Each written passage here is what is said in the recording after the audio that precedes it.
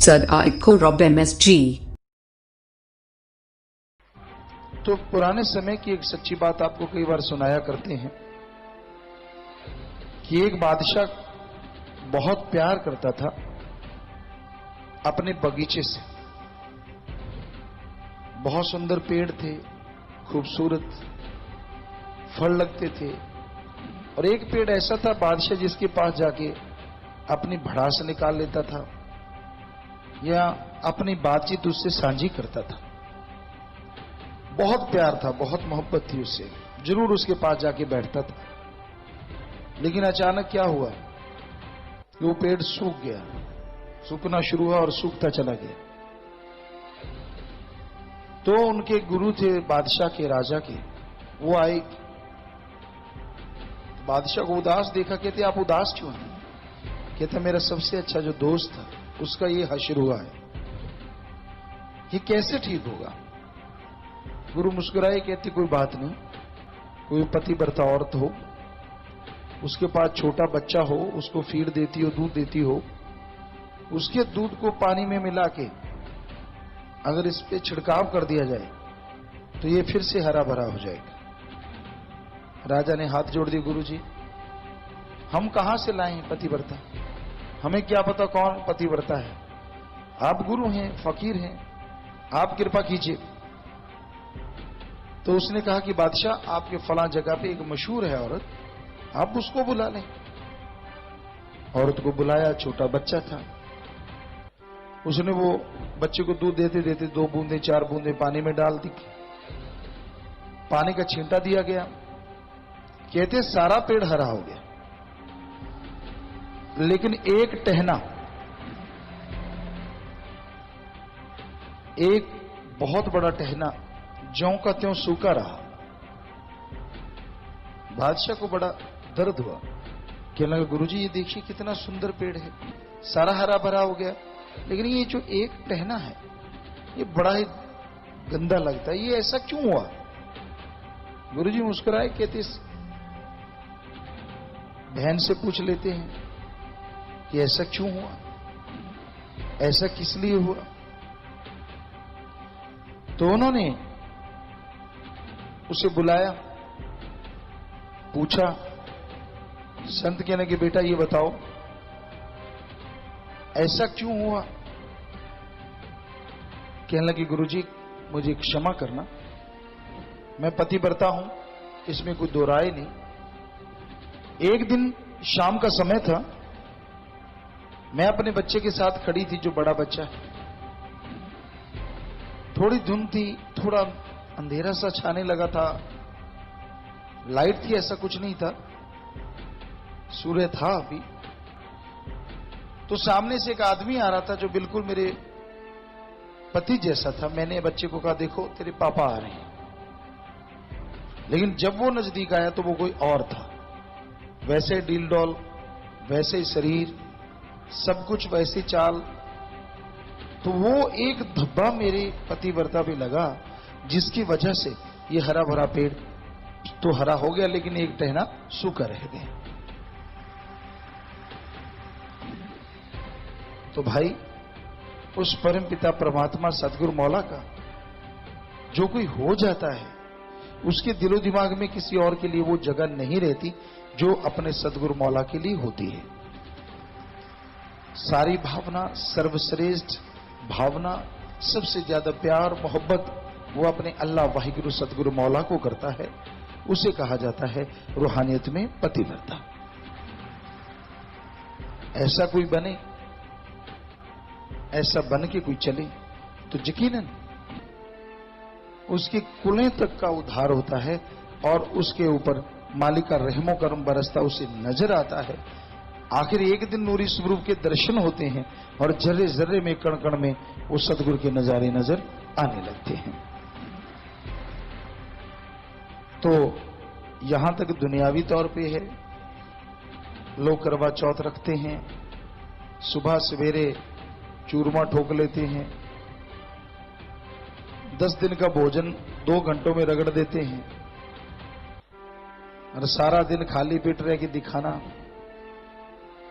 और फिर दिन में भी फ्रूट वगैरह लाओ जी, ये लाओ जी, शाम का इंतजाम दोपहर को ही शुरू हो जाता है।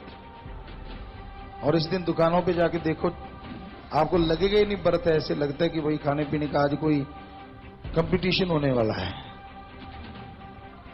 वहां ढेर लगे पड़े होते हैं साजो सामान के, और फिर बेचारे पति के पैसे जो आम तनख्वाह वाला है, पहले ही सुबह सवेरे ही कई दिनों की रगड़ देती है माता बहनें, उसकी जो वेतन है, तनख्वाह है, और शाम को भी अगर ना लाके दे तो कहते हैं आपको पता नहीं है, आपकी लंबी उम्र के लिए कर रहे हैं। बेचारा मरता क्या ना करता, फिर लाके देता है बहुत सारा सामान, बस अभी चंद्रमा निकलेगा और फिर कंपटीशन शुरू होगा खाने का।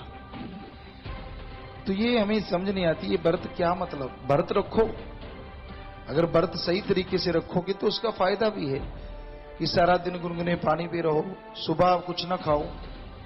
ये थोड़े ना 3 बजे उठ के पेट इतना भर लेते हैं, इतना तो ऊंट ना उठाए बोरे में वजन।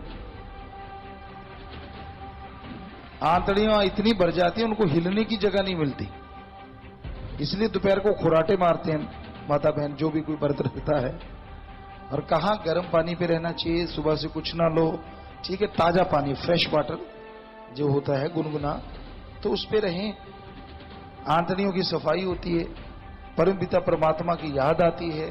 और शाम को जब व्रत तोड़ो, जब भी आप तोड़ना चाहो, 24 घंटे 12 घंटे के बाद, तो उसके बाद बिल्कुल हल्का फुल्का कोई भोजन लो, तो यकीनन वो खाने से शरीर तंदुरुस्त होता है, मालिक की याद आती है।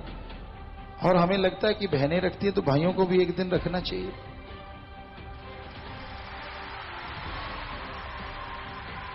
क्योंकि अगर पत्नी पति व्रता है तो पति पत्नी व्रता का होने में शर्म क्या है। हम सुना करते थे ये तो पत्नी का गुलाम है, तो इसका मतलब पत्नी आपकी गुलाम रह सकती है, आप नहीं बन सकते। बड़ी हैरानी होती है। गुलाम कोई किसी का नहीं होता, प्यार मोहब्बत का ये रिश्ता होता, ना पति न पत्नी। जब तक विचार मिलते हैं तो सब कुछ ठीक ठाक है, विचार नहीं मिलते तो कहते गल पे ढोल बजाना पैंदा है, वो वाली बात है। सो दोनों को बराबर का हिस्सेदार होना चाहिए। तो जरूरी है कि एक दिन पति महोदय भी व्रत रखें, वो भी उस तरह रहा करें, ताकि बराबर का प्यार बराबर। आज हम तो शुरू से कहते आ रहे हैं कि दोनों का हक बराबर होता है, पर यहां पुरुष प्रधान समाज, यहां तो बेइज्जती हो जाती है आदमी की, मूंछें नीचे हो जाती है। अगर वो ये सोच ले कि यार मैं पत्नी से सलाह करूंगा, कोई नहीं कहता बाहर, डरता मारा। कोई बात चल रही हो, यार ये काम करना है, कहता सोच के बताऊंगा। ये नहीं कहता कि मैं पत्नी से पूछ के बताऊंगा, डरता मारा कहेंगे ये गुलाम है। गांव में देखा है हमने, बड़े बड़ों को ऐसे होते देखा है। तो इसमें शर्म की क्या बात है। क्या औरतों ने देश पे राज नहीं किया? क्या उन्होंने कई देशों के हेड नहीं कहलाई? तो क्यों ऐसा, क्यों? तो राय लेनी चाहिए घर परिवार में बैठ के, एक जैसा सम्मान करना चाहिए, पुरुष को औरत का, औरत को पुरुष का। दोनों एक दूसरे का सम्मान करेंगे तो गृहस्थ जिंदगी बड़े सुखमय ढंग से गुजरेगी। लोगों का क्या है, अगलाई डब्बू को तकनते, इनका तो काम ही है उंगलियां लगाना। जो आदमी को देखते बस बस, ताकि वो पीटे उसको। तो ऐसा कभी नहीं करना चाहिए। और रही बात, अगर परमपिता परमात्मा के लिए ये चीज आप निभाना चाहें तो प्रेम करना, कहना सौखा थी, निभाना बड़ा औखा। ये तलवार की धार पे चलने के मानिंद होता है। ये नहीं साइयां किते थे बधाइयां किते, ये कहावत है पंजाबी की, लाइयां किते थे बजाइयां किते। ऐसा नहीं होना चाहिए। दृढ़ यकीन के साथ, दृढ़ मोहब्बत के साथ आप आगे बढ़िए। सत्संग बहुत सी है जो हफ्ते में एक दिन व्रत रखती ही रखती है, 24 घंटे का रखती है वक्त। और जो भी खाने का पैसा होता है या जितना भी खाना होता है वो उनको देते जो लाचार, अंगहीन, अपंग होते हैं। और हम कहते हैं इससे बढ़िया व्रत कोई दुनिया में हो ही नहीं सकता। जो आपके पेट में भोजन नहीं गया वो उनके पेट में गया और उनकी दुआएं आएंगी, वो फूड बैंक में चला जाता है। और फूड बैंक वाले पूरा पूरा महीना जो आर्थिक तौर पे तंग हैं, अंगहीन, अपंग हैं, उनको पूरे महीने का राशन देते हैं, उसमें आपका भी हिस्सा होता है। तो बहुत फल मिलता है, बहुत खुशी मिलती है।